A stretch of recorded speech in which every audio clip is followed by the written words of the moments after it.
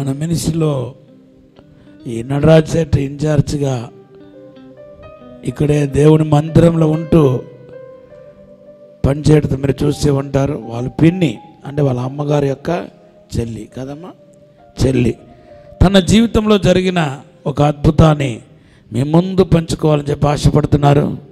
హల్లెలూయా. హల్లెలూయా. దేవునికి వందనాలండి. ఇక్కడ మా డాడీ గారికి మమ్మీ గారికి వందనాలు. మా పిన్ని గారు అండి, ఆవిడ పేరు సత్యవతి. లాస్ట్ ఇయర్ ఏమైందంటే మా పిన్ని గారికి గాలిపేటలో స్టోన్స్, కిడ్నీలో స్టోన్స్, చిన్న పేగు వాపు, పెద్ద పేగు వాపు, గుండె ఏమో సరిగా కొట్టుకోవట్లేదు, మళ్ళీ క్యాన్సర్ సిమ్టమ్స్ ఉన్నాయని కూడా చెప్పారు, లివర్ ఏమో ఇన్ఫెక్షన్ అయిందన్నారు. అయితే రాజమండ్రిలో ఇంచుమించు 14 హాస్పిటల్ తీసుకెళ్ళామండి.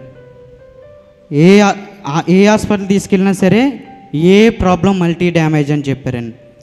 బ్రతకదు, చచ్చిపోతుంది, తీసుకెళ్ళిపోండి అని అన్నాను. ఆపరేషన్ కూడా చేయలేమని చెప్పారండి. సరే నేను ట్రై చేద్దామని చెప్పేసి అని అప్పుడు ఆ టైంలో వనితా మేడం గారు, ఎంపీ గారు అందరూ కూడా రికమెండ్ చేస్తే గవర్నమెంట్ హాస్పిటల్లో జాయిన్ చేసుకున్నారు. అక్కడికి వెళ్ళాక మళ్ళీ ఎంఆర్ఐ స్కానింగ్ అన్నీ చేశారండి. వాళ్ళు ఏం చెప్పారంటే బ్రతకదు బాబు, తీసుకెళ్ళిపోండి, మా చేతులు ఏమీ లేదు, చచ్చిపోతుంది అని చెప్పారండి. ఆ టైంలో డాడీ గారు ప్రార్థన చేశారండి. డాడీ గారు మా పిండి గారి ఇంటి దగ్గరలో అక్కడ కారు ఆపి రోడ్డు మీదకి వచ్చి ప్రార్థన చేశారండి.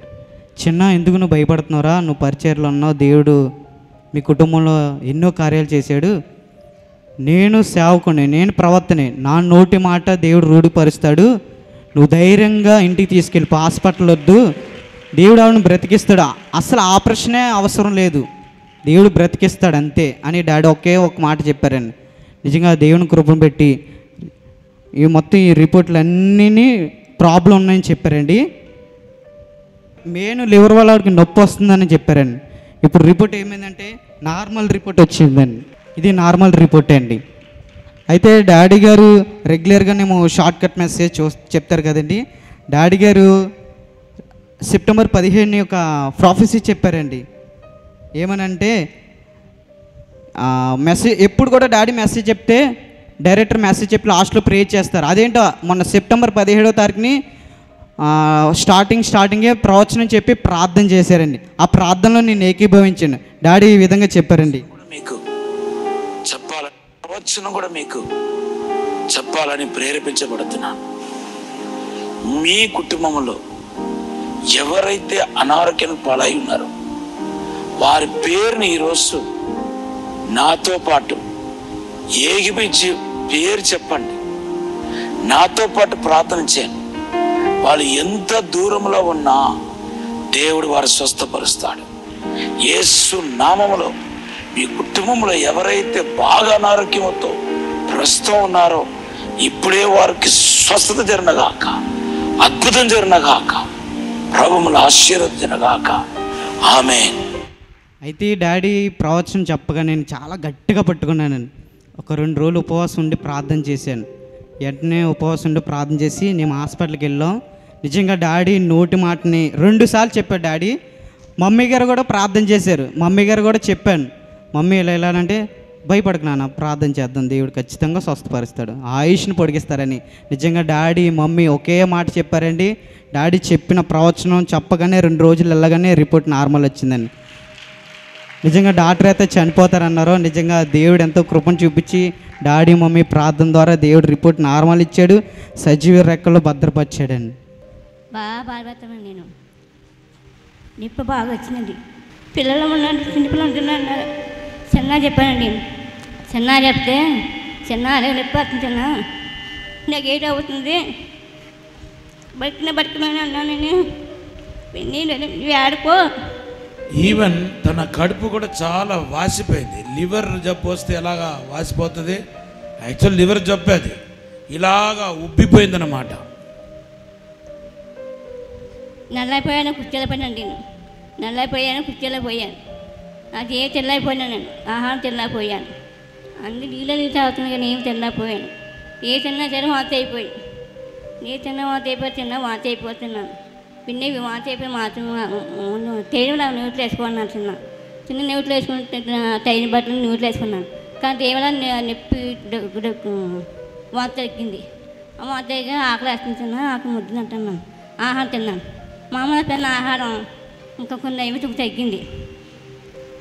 తిన్న తర్వాత చిన్న చెప్పాను, చిన్న ఆహారం తింటున్నాను, బాగా తింటున్నాను చిన్న, కానీ ఏదో తిన్నా నాకు నోరు చేదుగా ఉంది, ఏ తినలేకపోతున్నాను, నోరు చప్పపోయింది, నువ్వు లేక కూరలాగా ఏమి లేక ఉప్పులాగా ఇవ్వలేక చప్పగా తింటున్నాను, ఆ చప్పగా తినలేకపోతున్నాను, పిండి నువ్వు చప్పగా తిన్నాను, ఏమి తినకూడదు, ఈస్టీగా తినకూడదు, నువ్వు తింటే నీ ఆరోగ్యంగా బాగుంటుంది. తాతయ్య చెప్పాడు, మమ్మీ గారు చెప్పాడు, పాఠం చేశారు, నువ్వేమైతే భయపడకు, ఆ చెప్పకపోయినా తిన్నాను, నువ్వు తిన్నగా మానకూడదు అని చెప్పానమ్మ. చెప్పేదాడి చెప్పేదాన్ని చిన్న అన్నాడు. పెళ్ళి ఇంటికి వస్తాను, నేను ఇంటికి వచ్చి చూసి పాఠం చేస్తాను వచ్చి, నువ్వు ఆహారం తిని ఏ పప్పు కొని పప్పు పాలు తినకూడదు అని చిన్న చెప్తే, చిన్న నువ్వు చెప్పే మాట ఉంటాను, నేను ఏమి తిన్నాను ఏమి చేయను అని ఏ పని చేయలేదు. చేయలేకపోతే ఇట్లా ఉన్నదాన్ని, ఇలాగ చండి నేను ఇట్లా పని చేసుకోకపోతే ఎలాగండి, ఎక్కడికి వెళ్ళకపోతున్నాను, ఎక్కడ చేయలేము, చేసుకునే ఇంట్లో ఉంటాము. మా ఉద్యోగాన్ని పనికి వెళ్ళిపోతుంది, స్కూల్ మానేసి పనికి వెళ్ళిపోతుంది డాడీ. వెళ్ళిపోతే ముందు మీకు వ్యాధి ఉండేది, తమ్ముడు చెప్పినట్టుగా లివర్ డిసీజ్, తర్వాత కిడ్నీలో స్టోన్స్, పేగులు వాపు, క్యాన్సర్ సిమ్టము, మల్టీ డిసీజ్తో బాధపడ్డారు, అనేక రోగాల చేత. అప్పుడు మీరు ఎంతో వేదన పడేవాళ్ళు. ఇప్పుడు ప్రభు కృప వలన దయ వలన మీకు స్వస్థత వచ్చిన తర్వాత ఇప్పుడు మీరు ఎలాగ ఫీల్ అవుతున్నారు? హల్లెలూయా. ఇప్పుడు ఎలా బాగున్నారా? ఆరోగ్యంగా ఉన్నారా? మీరు చెప్పండి. ఇప్పుడు తక్కువ వయసు వచ్చేదండి. ఎవరు బాగు చేశారు? బాగా చేశాడండి. అమ్మ మీరు చెప్పండి. కానీ చాలా బాధపడేదండి. ఒక్కరోజు 10 సంవత్సరాల నుంచి అండి ఆ బాధ అండి. 10 సంవత్సరాల నుంచి అండి. అసలు ఆ నొప్పి వచ్చినప్పుడు అండి అరగంట సేపు కోమాలోకి వెళ్ళిపోయేదండి. కోమాలోకి వెళ్ళిపోయి మళ్ళీ ఆ కోమాల నుంచి వచ్చిన తర్వాత అండి మళ్ళీ వాంఛన్స్ అయిపోయేదండి. వాంఛన్స్ అయిపోయి కొడ తిరిగేసేసి చాలా బాధపడేదండి. అలా 10 సంవత్సరాలు. సెప్టెంబర్ 17 తర్వాత తనలో మార్పు వచ్చిందమ్మా? మార్పు వచ్చిందండి. ఇప్పుడు ఎలా ఉంది? ఇప్పుడు ఆరోగ్యంగా ఉందండి. తన ఏమో కూతురు. నువ్వు చెప్పమ్మా. మీరు ప్రే చేసిన తర్వాత అన్నీ మాకు పంపించాడు ఆ వీడియో. అది వినిపించగానే ఎందుకో తెలియదు అమ్మ సడన్గా లేచి తన పని తను చేసుకుంటుంది. దానికి ముందు పని చేసేవారు కదా, లేచి నడిచేవారు? లేదు డాడీ, పడుకునే ఉండేవారు డాడీ. ముందు అసలు నీ కనబడిన ప్రాబ్లం ఏంటి తనలో? నాకైతే ఎక్కువ కడుపు నొప్పి వచ్చేది డాడీ. కడుపు నొప్పి వచ్చి పడుకుని పోయేది. ఇంకా అట్లా కోమలోకి వెళ్ళిపోయేది డాడీ. ఎంతమంది లేపినా లెగిసేది కాదు. అదొకలాగా అయిపోయేది డాడీ.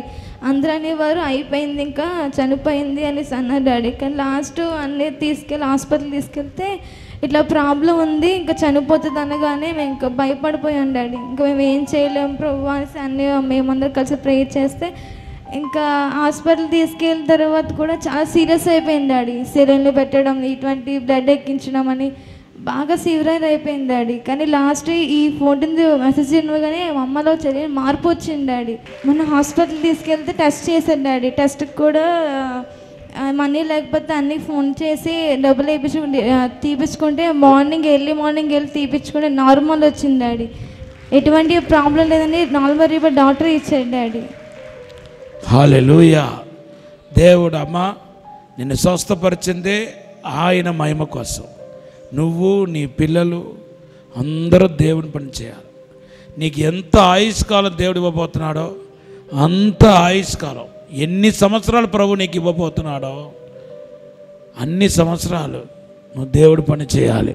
గట్టిగా ఒక హల్లెలూయా చెప్పండి. హల్లెలూయా. చిన్నారు గారండి నాటు సారా తాగేవారండి. ఇంచుమించు 13 సంవత్సరాలు తాగారండి. 13 సంవత్సరాలు తాగాక లాస్ట్ ఇయర్ అక్టోబర్ 30 తారీఖుని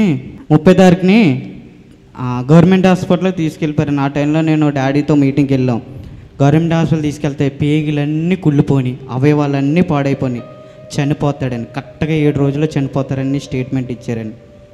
వెంటనే పంపించారు. ఆ టైంలో నేను నటరాజుకి తీసుకొచ్చి డాడీతో ప్రేయర్ చేయించాం. దేవుడు కృప పెట్టి నిజంగా డాక్టర్ చేతే బ్రతకదు అన్నారు. డాడీ ప్రార్థన చేశారు. ఇది రెగ్యులేటర్ మీద ఉన్నారు. తర్వాత భావన హాస్పిటల్ తీసుకెళ్ళాం. అక్కడ ఆవేశం అది కూడా అప్పుడు ఆ టైంలో ఆవేశం కూడా వచ్చిందండి ఆయనకి. నిజంగా దేవుడు కృప పెట్టి ముందు ఇదేనా హాస్పిటల్లో జాయిన్ చేసినప్పుడు డాడీ ప్రార్థన చేసిన 2వ రోజున మనిషి వేసి కూర్చున్నాడండి.